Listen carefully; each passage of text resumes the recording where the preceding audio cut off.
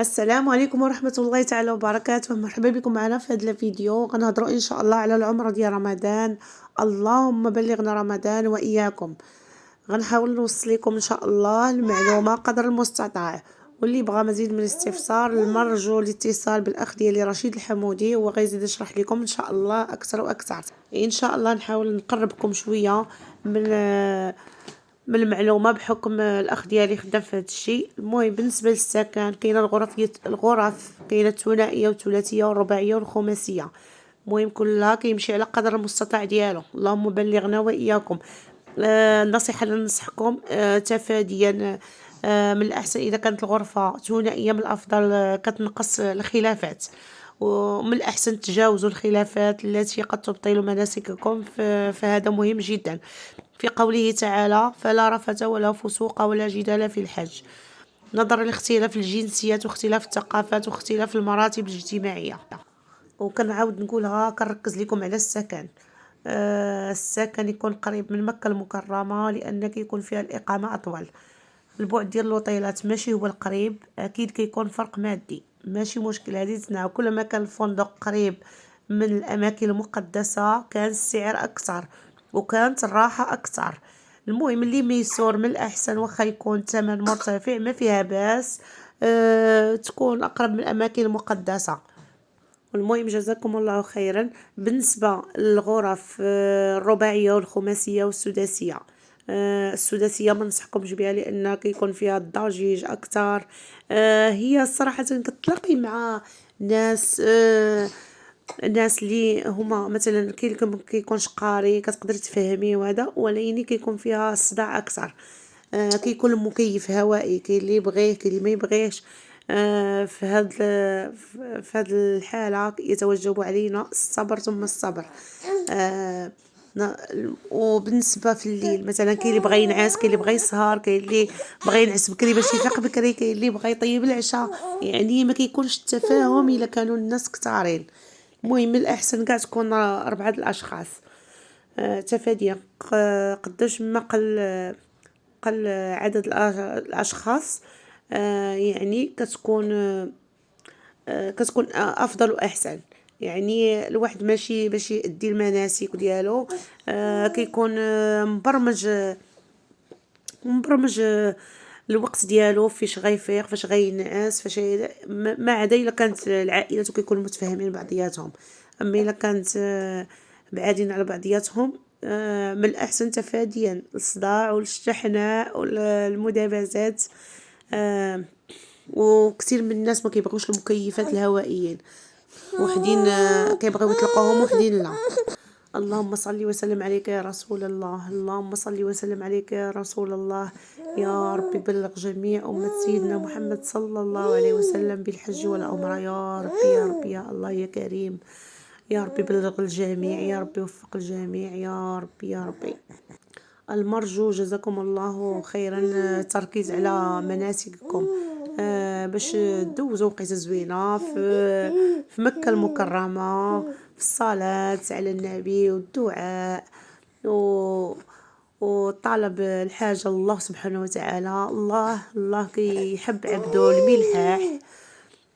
الحمد لله. اللهم صل وسلم على رسول الله صلى الله عليه وسلم. لا يحرم شي مسلم يا ربي يا ربي من داك المقام. والحمد لله العمرة في رمضان أكيد أكيد أكيد أكيد غزالة غزالة غزالة بزاف، راه كتعدل الحجة.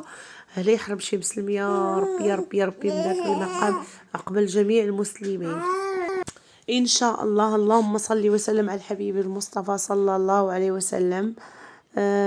برامج عمرة ليلة القدر 15 من رمضان، اللي بغى يدرك ليلة القدر في مكان، في مكان الرسول عليه الصلاة والسلام، آخر فرصة بين يديك. اللي بغى يمشي للعمرة، اللهم صل وسلم على الحبيب المصطفى. المهم الفرصة بين يديك. اللي بغى مزيد من المعلومات الاتصال على الرقم كالتالي: 06 61 66 66 91. رشيد الحمودي غيزيد لكم المزيد من المعلومات أكثر وأكثر. شكون كره غيصلي في هذا العام في المدينة المنورة، أو زيارة الحبيب المصطفى صلى الله عليه وسلم. تا واحد ما كره فرصة جات تلبين يديك. اللهم صل وسلم على الحبيب المصطفى صلى الله عليه وسلم. مشاعر لا توصف، يعرفها من يعيشها. سبحان الله، ما أجمل نسمات الشوق حين تذكيها مشاهد البيت العتيق. قال تعالى: وأتموا الحج والعمرة لله.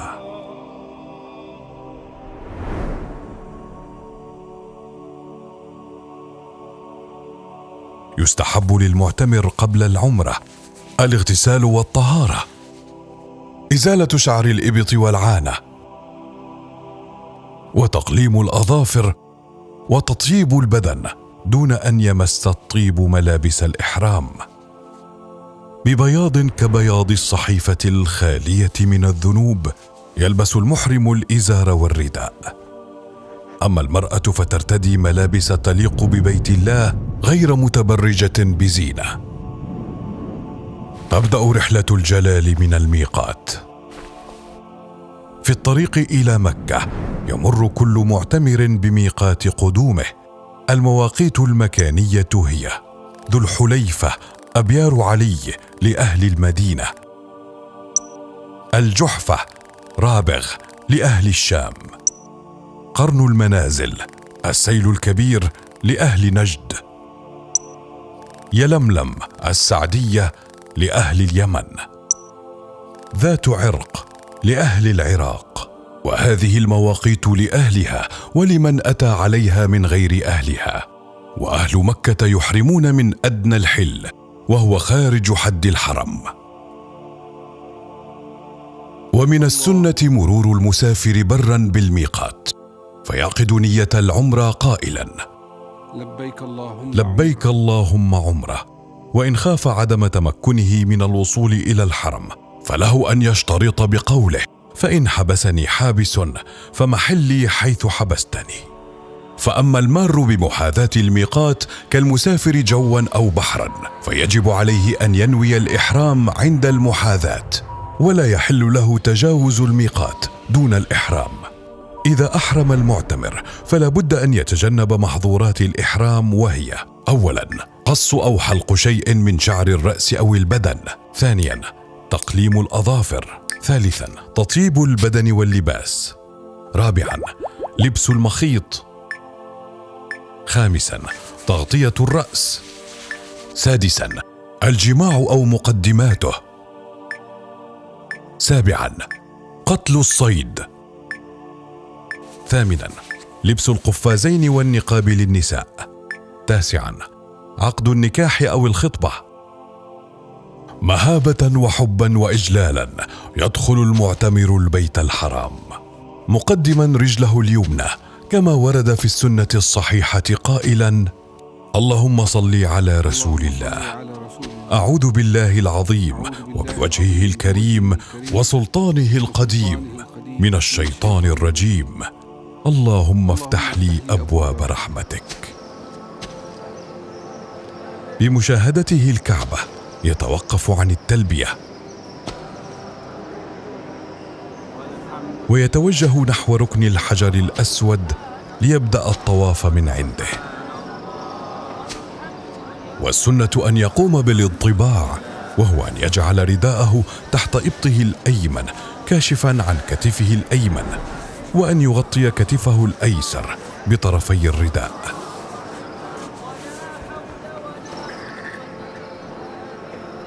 ثم يبدأ الطواف بمحاذاة الحجر الأسود فيشير إليه قائلا: الله أكبر، الله أكبر.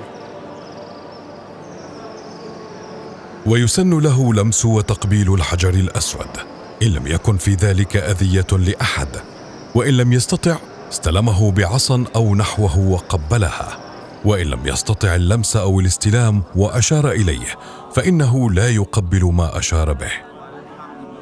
يشترط لصحة الطواف أن يكون الطائف على طهارة من الحدث الأصغر والأكبر، لأن الطواف مثل الصلاة غير أنه يجوز فيه الكلام. يبدأ طوافه بالحجر الأسود، حيث يتم 7 أشواط تنتهي عند الحجر الأسود. وينبغي للمسلم في هذا الموقف أن ينشغل بالذكر والدعاء، وأن يبتعد عن الخصومات والجدال والمزاح، فهذا موطن عظيم تغفر فيه الزلات وتعتق الرقاب فيه من النار وترفع الحسنات. ويسن للرجل أن يسرع المشي في الأشواط 3 الأولى حسب استطاعته، وليس على المرأة ذلك. وإذا حاذ الركن اليماني استلمه بيمينه إن تيسر دون تقبيل، وإن شق عليه استلامه تركه ومضى في طوافه، ولا يشير إليه ولا يكبر. ويسن للمعتمر أن يقول بين الركن اليماني والحجر الأسود: ربنا آتنا في الدنيا حسنة وفي الآخرة حسنة وقنا عذاب النار. وبعد نهاية الشوط السابع يغطي المعتمر كتفه ويتوجه خلف مقام إبراهيم، فيصلي 2 ركعتين إن تيسر له، وإلا فيصليهما في أي مكان في الحرم.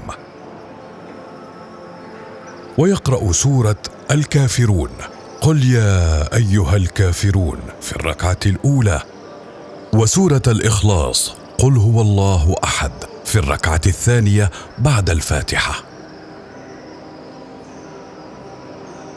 وبعد الانتهاء يمضي إلى المسعى، ويستحب له في طريقه أن يشرب من ماء زمزم، ثم يصعد الصفا قائلا: نبدأ بما بدأ الله به، تاليا قول الله تعالى: إن الصفا والمروة من شعائر الله. ويتوجه إلى القبلة، يحمد الله تعالى ويكبره ويدعوه بخضوع قائلا: لا إله إلا الله وحده لا شريك له، له الملك وله الحمد وهو على كل شيء قدير. لا إله إلا الله وحده، أنجز وعده ونصر عبده وهزم الأحزاب وحده. ويكرر الدعاء 3 مرات ويدعو فيما بينها بما شاء، ثم ينزل من الصفا متوجها إلى المروة ذاكرا ربه داعيا بما تيسر. ويسن للرجل فقط أن يسرع بين العلمين الأخضرين، فإذا وصل إلى المروة يدعو كما فعل عند الصفا دون تلاوة الآية، ليكون قد أتم شوطا من أصل 7 أشواط، ثم يعود إلى الصفا بالكيفية نفسها. وفي كل مرة يذهب فيها من الصفا إلى المروة أو من المروة إلى الصفا يحتسب ذلك شوطا، ويستمر كذلك حتى يصعد المروة في الشوط السابع.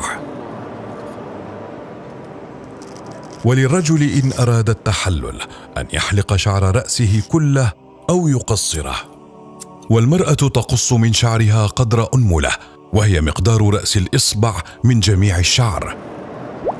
وبهذا يحل للمعتمر جميع محظورات الإحرام. وعندما ينتهي من الحلق أو التقصير يكون بذلك قد أتم العمرة. ولم يرد أن النبي صلى الله عليه وسلم صلى 2 ركعتين بعد العمرة.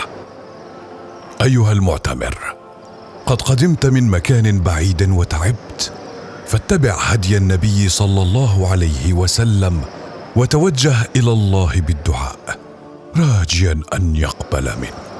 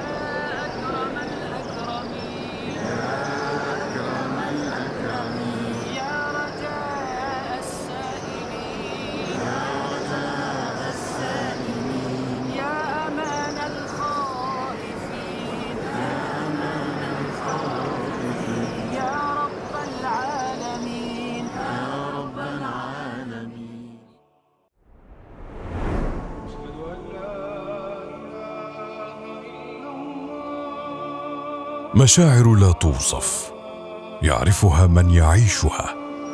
سبحان الله، ما أجمل نسمات الشوق حين تذكيها مشاهد البيت العتيق. قال تعالى: وأتموا الحج والعمرة لله.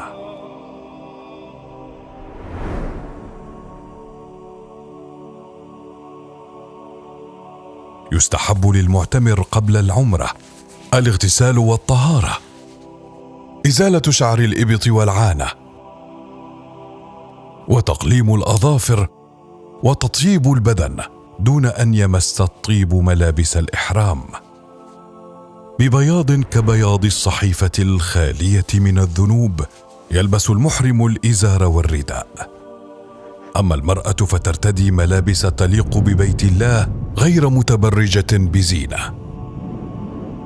تبدأ رحلة الجلال من الميقات. في الطريق إلى مكة يمر كل معتمر بميقات قدومه.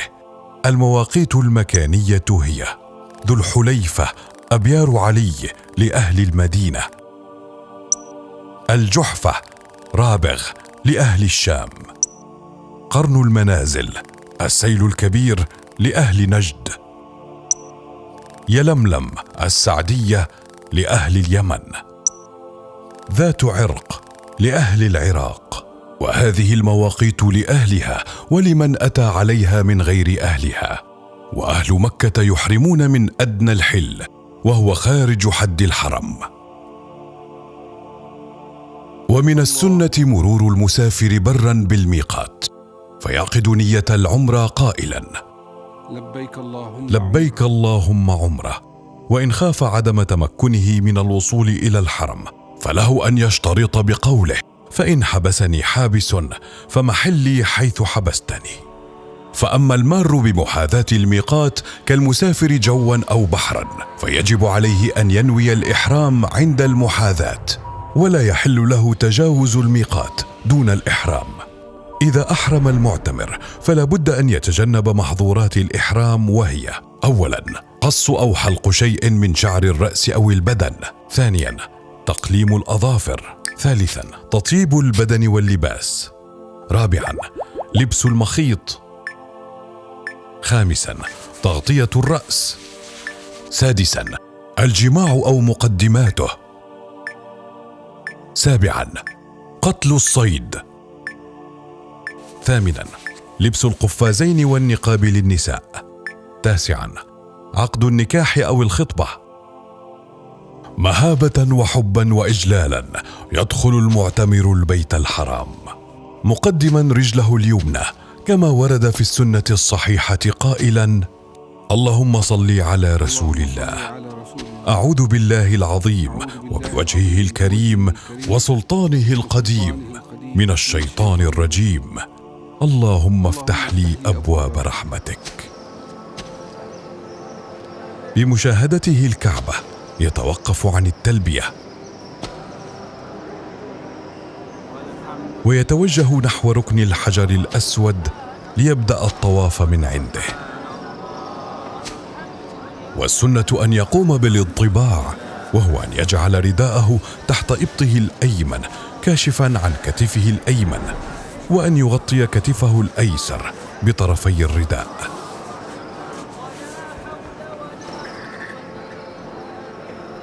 ثم يبدأ الطواف بمحاذاة الحجر الأسود فيشير إليه قائلا: الله أكبر، الله أكبر.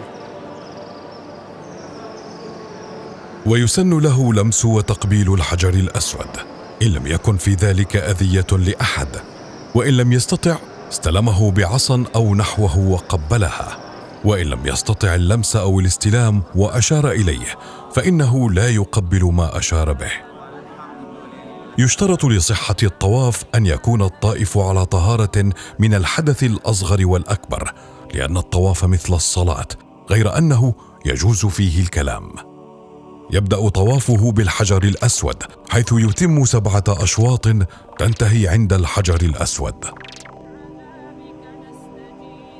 وينبغي للمسلم في هذا الموقف أن ينشغل بالذكر والدعاء، وأن يبتعد عن الخصومات والجدال والمزاح، فهذا موطن عظيم تغفر فيه الزلات وتعتق الرقاب فيه من النار وترفع الحسنات.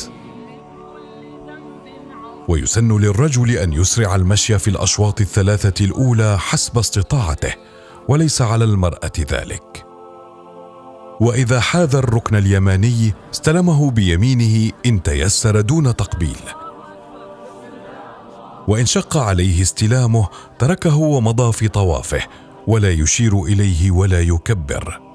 ويسن للمعتمر أن يقول بين الركن اليماني والحجر الأسود: ربنا آتنا في الدنيا حسنة وفي الآخرة حسنة وقنا عذاب النار. وبعد نهاية الشوط السابع يغطي المعتمر كتفه ويتوجه خلف مقام إبراهيم، فيصلي ركعتين إن تيسر له، وإلا فيصليهما في أي مكان في الحرم. ويقرأ سورة الكافرون، قل يا أيها الكافرون، في الركعة الأولى، وسورة الإخلاص، قل هو الله أحد، في الركعة الثانية بعد الفاتحة. وبعد الانتهاء يمضي إلى المسعى، ويستحب له في طريقه أن يشرب من ماء زمزم، ثم يصعد الصفا قائلا: نبدأ بما بدأ الله به، تاليا قول الله تعالى: إن الصفا والمروة من شعائر الله. ويتوجه إلى القبلة، يحمد الله تعالى ويكبره ويدعوه بخضوع قائلا: لا إله إلا الله وحده لا شريك له، له الملك وله الحمد وهو على كل شيء قدير. لا إله إلا الله وحده، أنجز وعده ونصر عبده وهزم الأحزاب وحده. ويكرر الدعاء 3 مرات ويدعو فيما بينها بما شاء، ثم ينزل من الصفا متوجها إلى المروة ذاكرا ربه داعيا بما تيسر. ويسن للرجل فقط أن يسرع بين العلمين الأخضرين، فإذا وصل إلى المروة يدعو كما فعل عند الصفا دون تلاوة الآية، ليكون قد أتم شوطا من أصل 7 أشواط، ثم يعود إلى الصفا بالكيفية نفسها.